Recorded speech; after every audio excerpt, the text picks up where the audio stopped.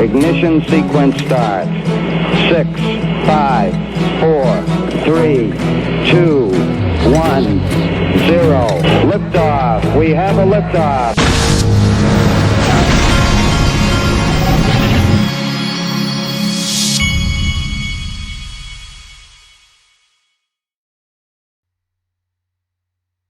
Hey everybody, this is the Digital Asset Investor, and I'm kind of winging it here today because I'm operating using my phone. In fact, I got to pull this up to make sure it's recording. Yes, it is. All right. I'm doing this from I'm working from my mother's house because I have to do my. If you watched my live stream, you know that I'm having to do my ablation tomorrow morning, and so I got my whole setup and I'm good to go.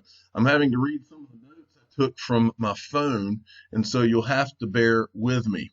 But those of you that are fans of this show and those of you that have watched me a lot, you know that the technical challenges and the many challenges are what defines this channel. And so it's not anything abnormal to those of you. One thing I wanted to mention before I get started is, and I was talking to my dad about it today, and that is I'm going to do some technological upgrades that the channel has needed for 2 years. We did get a new computer. That took around a year and a half to do. But I'm planning on these changes being faster. And what I'm going to do is I'm going to begin to incorporate in this channel. You'll begin to see more live streams, but we'll do them right. Sam I am had reminded me that my live streams, I need to quit holding the phone vertically, and I screwed up one more time on that this morning, and so I wanted to make sure he knows that I'm aware of the problem and we're going to try to fix it because he's 1,000% right. And so from now on, I'm going to hold the phone sideways, and I actually had to go in and fix a setting on that to do that. So I don't want to piss you off anymore, Sam I am, because I know that's not just you that's frustrated by that. Okay, so let's start this thing off, and I have to start it off with what else besides the photo that I got with Brad Garlinghouse himself at Swell. And I'm going to try my best just to give you some of the high points of what I thought Swell was about.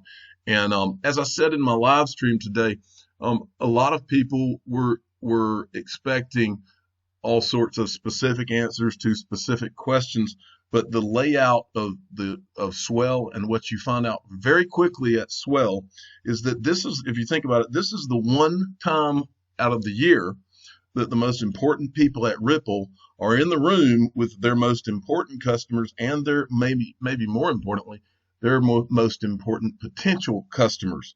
And so what I thought would be the ultimate opportunity, what my thinking would be the ultimate opportunity to get to know the people at Ripple and get to know those people that we've been talking about, like Ripple, for all this time.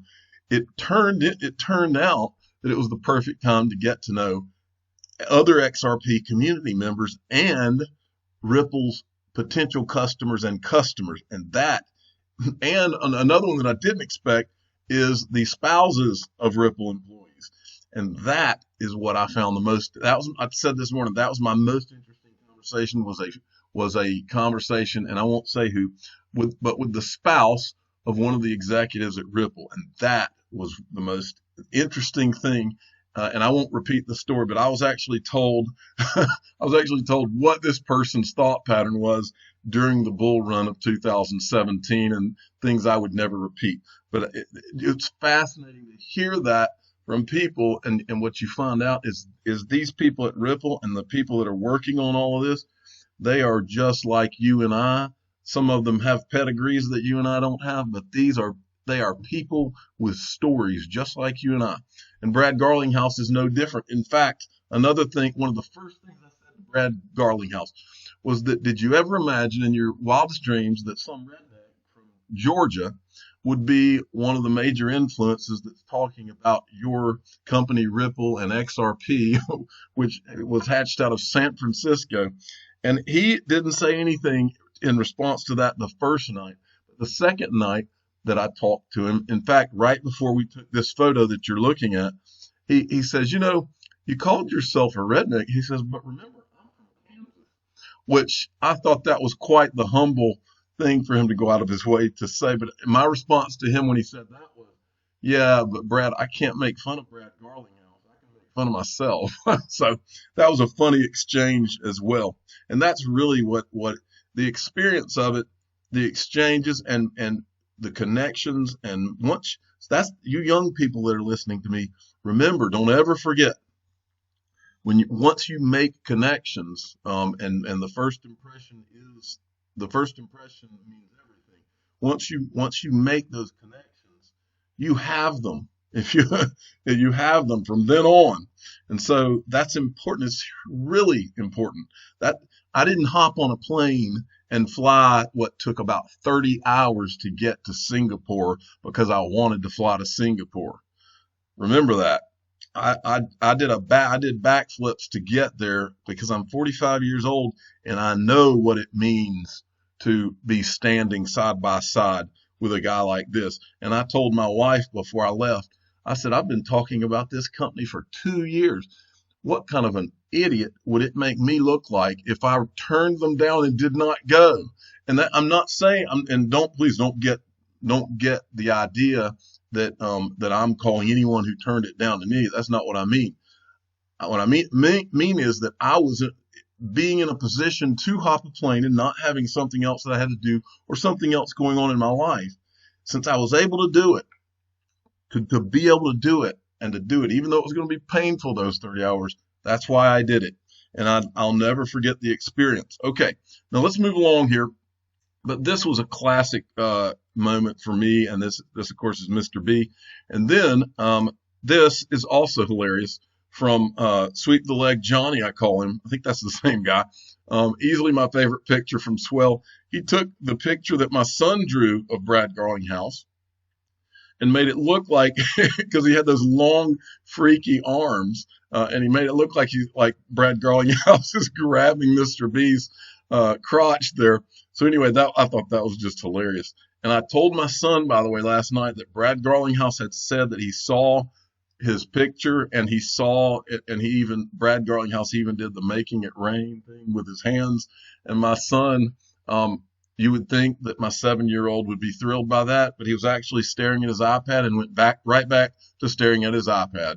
So sorry, Brad, but my son, even though he drew the picture, what that means is that my son drew the picture for you because he was bought by me with candy, and it really didn't mean much to him.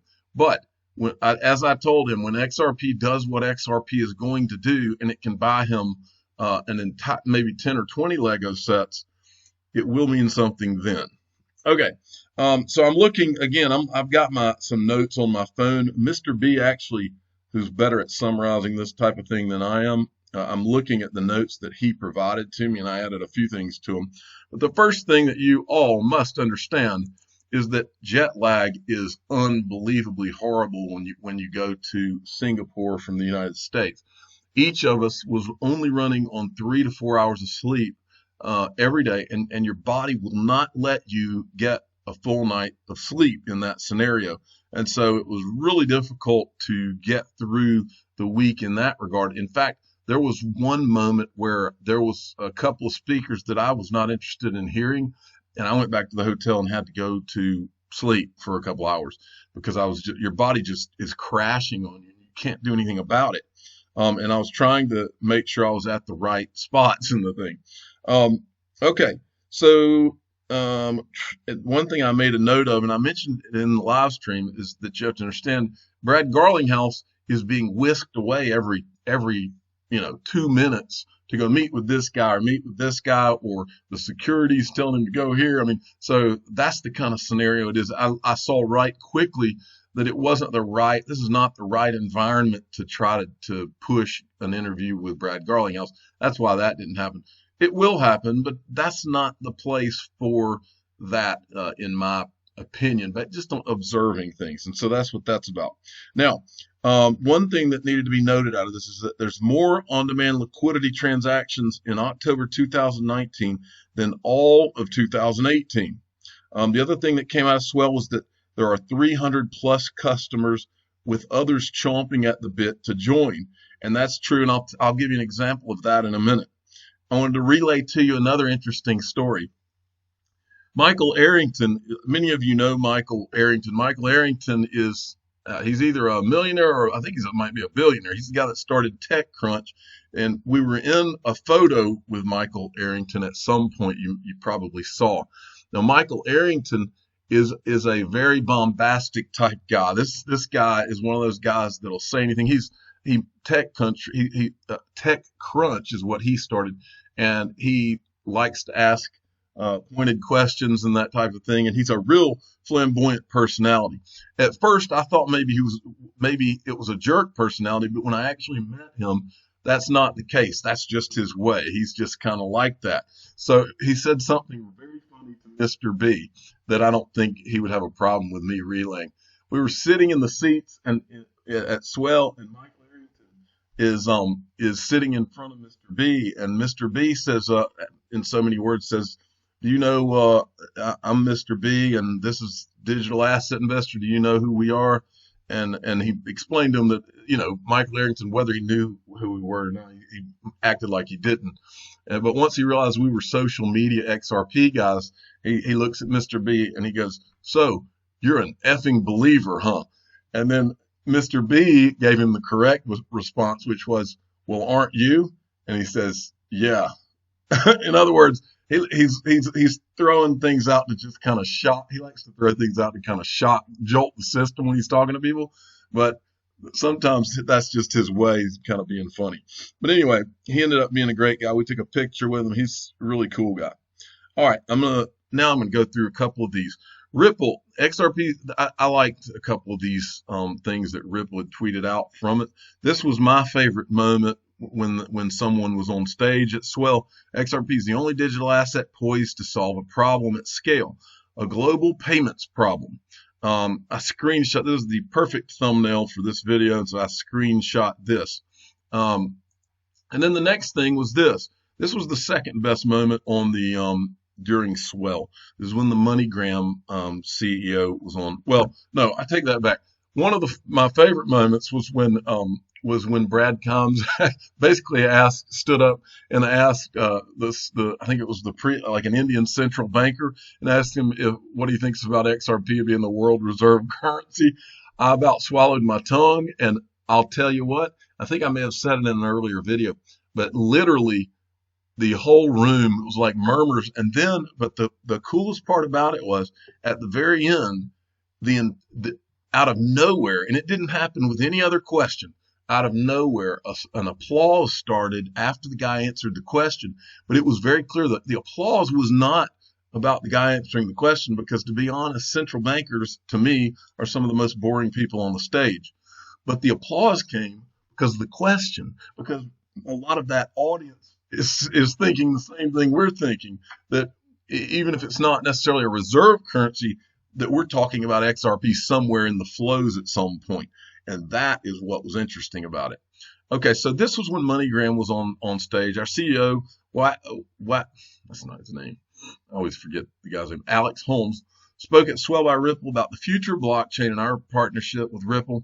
With on-demand liquidity, we're able to settle billions of dollars in seconds, and look forward to opening even more corridors leveraging RippleNet. And I think they said they were going to open about 4 more. And as you remember, Brad Garlinghouse a week or 2 ago had said that the MoneyGram guys calling him up and saying, "Look, let's open more corridors." And Brad was trying to be measured and not do it too quickly and that type of thing. So that's significant that they've opened those corridors. Now, here's the interesting part. And this is what I found interesting about going to Swell. I mentioned to you the people that you get to talk to. You think we're going to get to talk to actual people at Ripple, and that's going to be the most interesting thing. There's one exception to the rule, but for the most part, it wasn't the Ripple employees that were interesting to talk to. It was the customers, the Ripple employees' spouses, the XRP community members, and all of the people from all sorts. And some of the XRP community members are the Ripple customers and potential customers. Don't underestimate that. There are some monster people that are listening to this right now, and I'm talking about some of the people that move more money than anybody in the world are listening to this right now. Now, does that make me a little nervous at sometimes? You're darn right it doesn't. But it is what it is. And Alex Cobb ought to be very proud of himself. I'm looking at this tweet from Alex Cobb. You ought to be very proud of yourself because you are literally, I can't remember, I think you said you were 18. You're an 18-year-old. If I had an 18-year-old and he was wielding the amount of people and had this many people listening to him and had this kind of thing that he had built up at such a young age, I couldn't be more prouder. So I'm sure your father is, and he should be. Okay. But Alex Cobb had tweeted this, 9.1 million XRP on-demand liquidity in the last 24 hours. And Mr. B came in and said, Alex, the amount of ODL the bankers told us they could push through ODL daily is staggering and will make your tweet look like a joke. You cannot believe the volumes they're talking about when the necessary corridors are open for business. Keep up the great work. And then this guy's asking for a range, and Mr. B was trying to be nice and not steal the spotlight. I wouldn't have cared if he had said it anyway. I would have just featured his tweet. So, by the way, if you don't follow these two guys, Alex Cobb and Mr. B, then what are you waiting for? But down here, this guy says 300 billion, one bank. And where he's getting that, I think, is because I think I threw that number out when I did my live stream this morning. And I think Mr. B heard it. And so then he was like, yeah, it's 300 billion.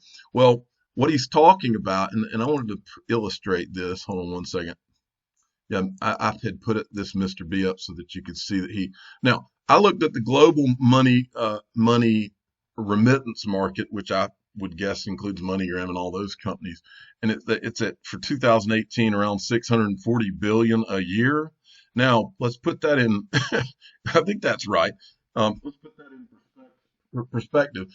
We literally talked to a banker at Swell. And let me tell you the most interesting part. The banker was more interested in hanging out with us than he was hanging out with Brad Garlinghouse or Ripple. And this particular person literally told us that he is moving $300 billion plus a day, and that they would be thrilled to work, not just work with Ripple, but to use XRP. And this guy is like an XRP community member like you are. Those of you listening to me, this guy is in it just like you are.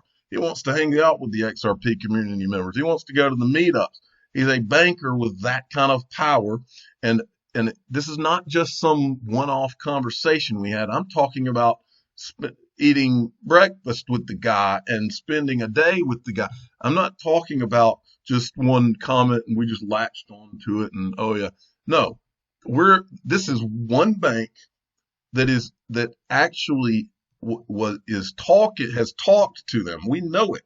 Okay. That's one. That's just one that we saw when we went to Swell. Just one that could literally swallow up MoneyGram whole. Now think about what else was going on there. I saw people coming out of meetings where David Schwartz had been pulled in the meeting. I saw people walking out of meetings while I was there where I'm just like, wow. And you see all these sharp, dressed guys that are obviously bankers and all coming out of meetings where I think David Schwartz is more or less brought in, from what I could tell, to just speak. All he has to do is talk for about 30 seconds and the bankers probably feel like the dumbest guys in the room. It's like that. And trust me, I know, because that's what I felt like after 30 seconds of talking to him. And the guy is so smart. I don't even think he realizes that you're having a hard time following. And he's also so humble. All right. So this is something I had to show you here. And I'm sorry if this video goes a little bit long, but this is the first one I've done since Swell. And so you sit back and enjoy. I just wanted to hit some high points. Now, this guy right here, let me tell you what. This guy right here is a good man. We spent a lot of time with Leonidas, and he is a quiet guy. He did not want to be on camera a lot. That's not his thing. But you know what is his thing? His thing is to put things on paper and organize things and set up, like the way his website's set up is phenomenal. Somebody out there needs to help Leonidas take this. He didn't say this, but I'm saying someone needs to help him take this to the next level, because if you haven't looked already, go and look. This is his website, XRP Arcade. He has summarized Swell in a way that I couldn't do in a million years. I see how these people's minds work. This is a guy who was sitting there as quiet as he could be, just sitting there to himself. He was actually working on his computer at one point while we were all talking and running our mouths and all that. And this guy is sitting down, putting this unbelievable summary together. And you can go find it at his go to, I think it's in the latest news. Let me click here. Latest news section, I believe, is where he put it. Let me make sure so I can. Yeah, Swell summary for XRP community. Go to xrparcade.com. This is one of the best websites in the XRP community. Anything Ripple and XRP, and you can find it here. And so, but if you go down here, he goes through all these pre-Swell, the companies, I guess, that attended, and he has everything that you can even imagine broken down in here. I'm just going to show you his titles. Well, first, he's got this. This is that cool graphic that they had as you walked into as you walked into Swell. This is a really cool graphic that they had, and then they had and he's got November 2019 runs on Ripple, and then he's divided all this up. Then he summarizes what happened on Thursday, and he shows you pictures and everything. And then you go down here, and he shows you as you get down here. He's got the key points. I mean, you're not going to find out any more than you can find out right here. Then he does the same for Friday, has video and pictures and everything that you would want to see. Unbelievable. He's got that looks like a Mr. B video he put up there. That's good. Go and watch that video. Mr. B's beefing up his subscribers now, and I'm going to, in fact, why don't we, I'm not going to pull it up in this video because I don't want to show anything that I didn't mean to show, but we'll start getting more of Mr. B's exposure out there and ramp up. See if we can get, because he's legit. He's a guy you need to be following. Then Ripple had also put out some summaries. I'm just making sure you know where to go find these things. That's a wrap on day one. We'll celebrate again tomorrow. This was cool when these drummers came in at the end. I was just sitting there watching them come in. Ripple, when they do Swell, they really do swell. Okay. And then there's this. Check out some highlights from yesterday, and be sure this is a video that Ripple did on day two. Let me move along here. And then they had let's see. I think that was there was a video, but there's also a link. You can go to Ripple Insights, and it shows RippleNet growth announcing more than 300 customers. And then there was this. I wanted to make a point here. Okay, first point I want to make is I am not, and I never have been, and I'm not going forward. I'm not an ambassador of Bitrue, but what I said to you earlier is that going to this and going to any kind of business conference, it's about building relationships. Well, Curious Wang, he knew that I was not an ambassador, and he knew that and I'm sure he wants me to be an ambassador. That's not the point, though. I wanted to sit down and meet Curious Wang because I wanted to find out what kind of a person the guy was. And but here, more importantly, for those of you out there that are listening, is that a lot of you are seeing some of these ambassadors. You think, oh, they just sold out. Those guys, they're making money, and maybe they are. I don't know the details of all of that. But what I want to tell you is what my perception was. And again, Bitrue's not paying me a dime, not a penny. I'm not an ambassador. They're not paying me anything. Okay. Me and Mr. B and I, and it didn't happen. It wasn't a scheduled thing, but Mr. B and I happened to bump into Curious Wang, who's the CEO of Bitrue, at breakfast. He sat down with us for a solid hour and spoke to us about Bitrue. Okay. And we told him to his face, the things that we were comfortable with, the things we were uncomfortable with. But here's what I want you to understand after speaking with this guy. Both of us, first thing is that both of us found this man to be straightforward and honest and a hardworking businessman through and through. And I could tell that there was some frustration on his part, that, when you're a businessman that is not U.S. based and you're trying to deal with U.S. customers, you can imagine the frustration of that. There's culture barriers and language barriers and these type of things. And we were explaining to him all of these different things. Well, one of the first thing that came out of this is that this guy is what I didn't realize is that he is a Silicon Valley businessman. But the other thing that came out of this conversation that means a lot to me and probably to a lot of you is that this guy breaks bread with the people at Ripple. This guy is friendly with Brad Garlinghouse and all of these people. And I'm not saying that means that Brad Garlinghouse endorses his company or whatever. But there's if this guy was some shade ball or whatever, you would not see him having dinner with Brad Garlinghouse. There's a reason that guys like that are in the same room with the guy. And so all I'm telling you in both Mr. B and Mr. B is in real estate and works with customers all the time. He's one of the best guys at reading people that I've been around. In fact, Mr. B, the reason he was the first person I ever called, I've been asked by thousands of people to call them. And he was the first one I called, and it's because he knows how to deal with people. And he presented himself in such a way that I didn't feel threatened and didn't feel like I was dealing with some shady guy. Well, both of our impressions when we left the table after talking to Curious Wang was that this guy is a straightforward, hard-working guy. In fact, we told him that he needs to stop working so hard and make sure he's at certain events with his children. We were telling him that kind of stuff, but we had that kind of a conversation with him. And these are the kind of things, before you put your name out there and do things with people, you kind of want to eyeball them and things like that. So we had a conversation with him, but like I said, I'm not pitching his product or anything, but I'm telling you what my perception of the man is, and hopefully I'll get to know him a little bit better.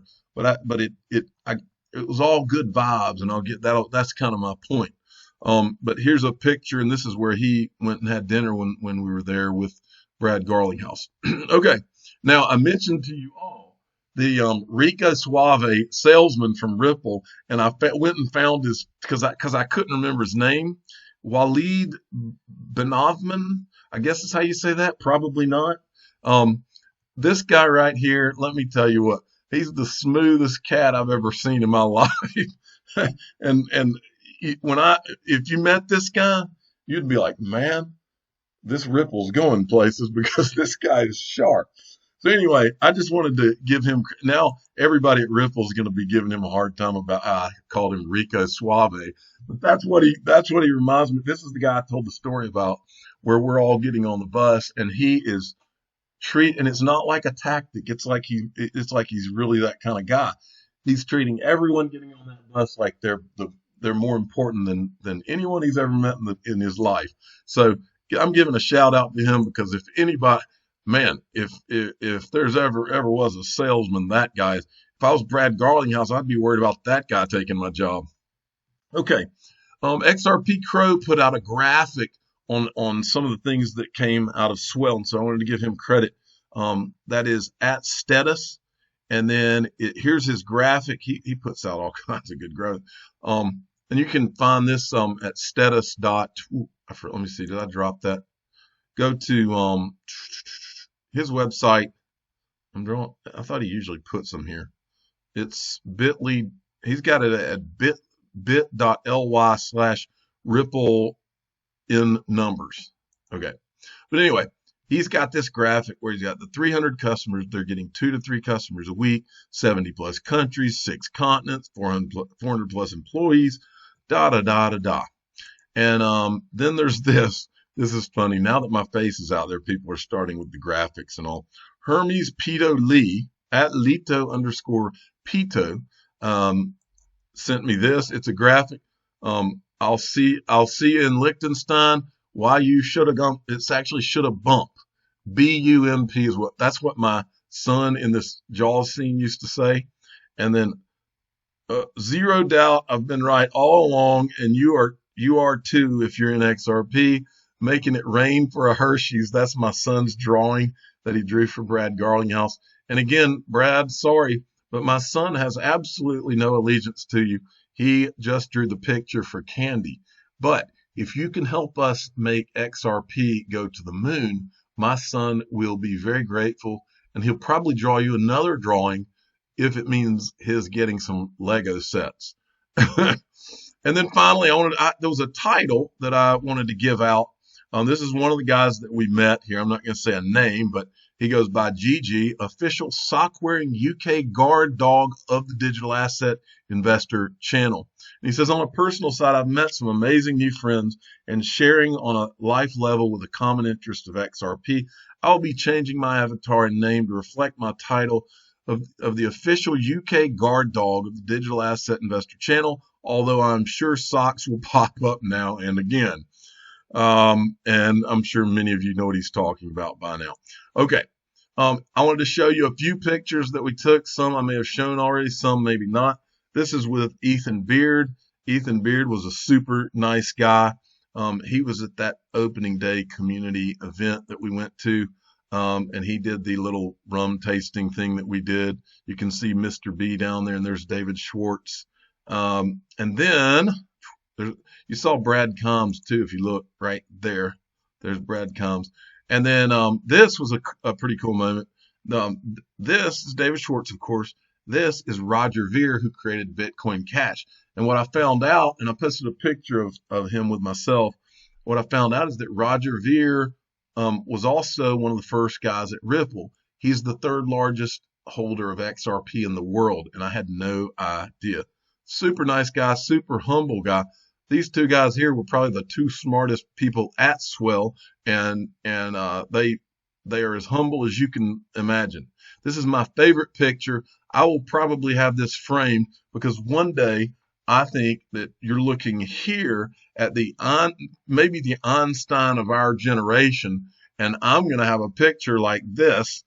I think this is the perfect picture of me talking to the guy to pass down to my children. And then I did get a picture with David Schwartz like this. I was surprised by how tall David Schwartz was. I didn't think that he was going to be that tall. I usually walk into rooms and I'm the tallest guy. I'm about 6'3", but this time Brad Garlinghouse and David Schwartz were pretty tall. This was me just kind of talking to him. Then this is Leonidas. This, of course, is Mr. B. And this is Lauren. She heads up social media at Ripple, and she was very nice and I think put all this together. And so that was us just hanging out. This is that video screen that we saw that was so cool that showed all the different connections on RippleNet. And there's just a few pictures I took when I was in there. That's Brad Garlinghouse. They had a screen that showed Libra, and I guess this is the Chinese digital asset, and then JP Morgan. I guess he was representing some of these different things. This is Monica Long at Swell. And then this was a picture of me with Dilip Rao. And Mr. B was joking around with him about cooling his jets and all that. Dilip Rao was a very serious guy. He's kind of a no-nonsense guy. He was very nice and willing to take a picture and all, but just a very reserved type guy. This was at night after the Swell event. They had a little band and that type of thing. These are this is the guy I just gave the title to. This is one of the Australian guys who just showed up. They just flew from Australia and ended up hanging out with us. They gave me a shirt from Australia. There's Brad Combs and Mr. B. I tried to make sure there's no name tags or anything. This was me and Mr. B in the tunnel there at that tunnel that you walk through. That was really cool. And then this is Michael Arrington and myself, Brad Garlinghouse. If I had known Brad Garlinghouse was behind me, I would have stood behind him. No disrespect. And then you see Mr. B and Brad Combs and all these guys here. And then this was a shot that was put out on social media, so I don't think there's any harm. This was that breakfast when Mr. B and I had breakfast with Curious Wang. And then this was at the XRP meetup when we met with when Roger Ver showed up, and he was such a nice guy. I'm sure that these guys get so tired of telling their story to we common men, But the guy was such a nice guy, and he was so nice and told the whole story. All these people, that's the most amazing thing. And I'm not going to go through names, but I'm going to say, look, in this picture you're looking at, there's one guy that lives in Singapore. I may not remember all these. This is what's amazing about this whole XRP thing. Not in a million years would I have guessed that I would be in a place and I would have people from all over the world that wanted to talk to me about XRP, and we all can sit there almost like we've been friends for years. So I've talked about these two guys. This is another guy that we met that was in some kind of banking field. This guy, I think he was from Oakland, California, and she works at Bitrue. These different people, I'm not gonna name any names or anything, but I think Singapore, I believe Netherlands, I believe this guy, I believe he's the guy that started BitHum, and he was from I think Sweden, Canada, and then of course I'm from Georgia. And here's the two Australian guys.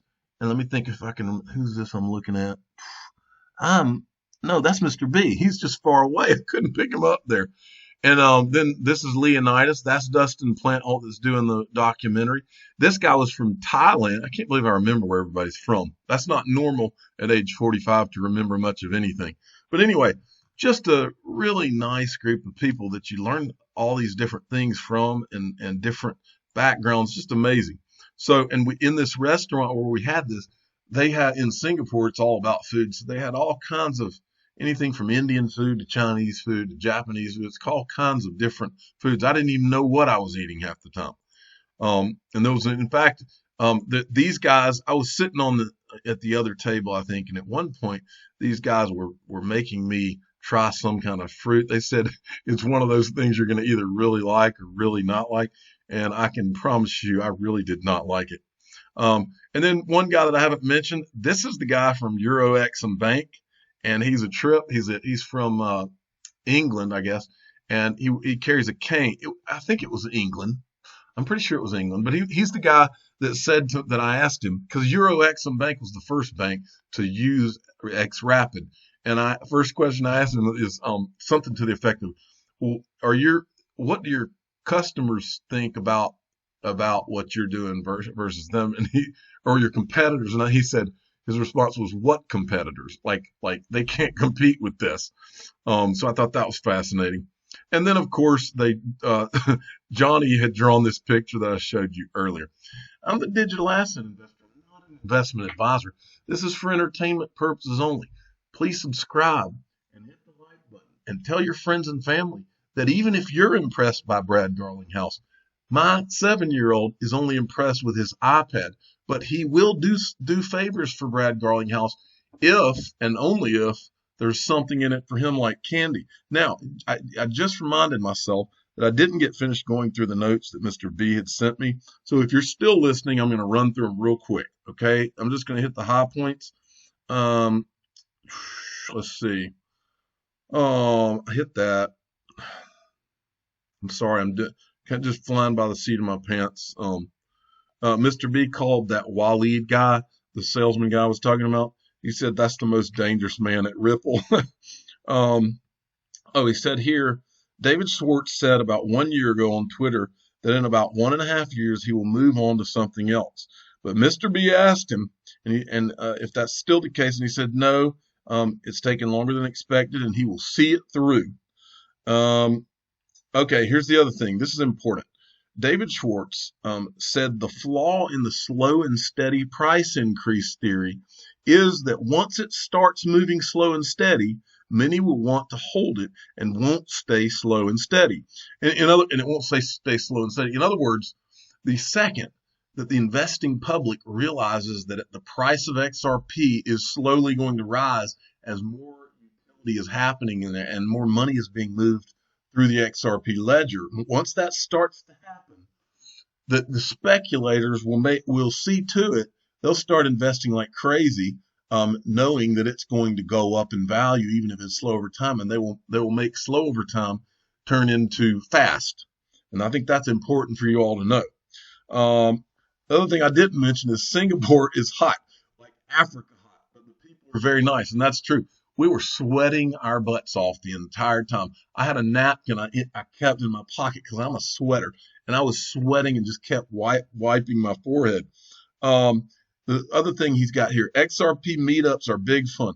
We had dinner with people from 8 to 10 countries, and it's amazing.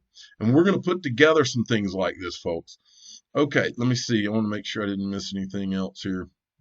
Okay, last three things. XR 24 customers on demand liquidity, including MoneyGram, GoLance, Buy America's, Flash FX, and Interbank Peru. Okay, I'll say it again. I'm a digital asset investor. I'm not an investment advisor. This is for entertainment purposes only. Please subscribe and hit the like button and tell your friends and family that the digital asset investor's 7-year-old is not all that impressed with Brad Garlinghouse, but will draw him a photo if paid off in candy or Legos. Thank you for listening.